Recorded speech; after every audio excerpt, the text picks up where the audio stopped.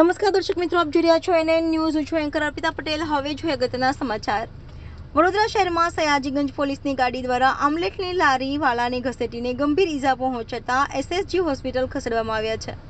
કે ડોક્ટર દ્વારા હાલત નાજુક બતાવતા પ્રાઇવેટ હોસ્પિટલ ખસેડવામાં આવશે. હોસ્પિટલમાં સયાજીગંજ પીઆઈ અને સ્ટાફ આવી ગયો છે. ઈજાગ્રસ્તને ટ્રાઇકલર હોસ્પિટલ ખસેડવામાં આવ્યું છે. ઉચ્ચ અધિકારીઓ હોસ્પિટલ પહોંચી ગયા છે.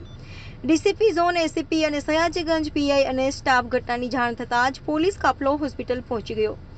સૂત્રોના જણાવ્યા મુજબ મોડી રાત્રે શહેર વિસ્તારમાં ખાણીપીણીની લારીઓ ઊભી રહી છે.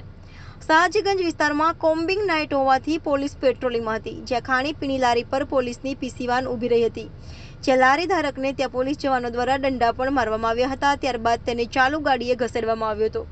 ત્યારબાદ પોલીસ જવાન ત્યાંથી ભાગી ગયા હતા. જો કે વહેલી સવારે 3 પોલીસ જવાનોને સયાજીગંજ પોલીસ દ્વારા અટકાયત કરવામાં આવ્યા હોવાનું જાણવા મળ્યું છે.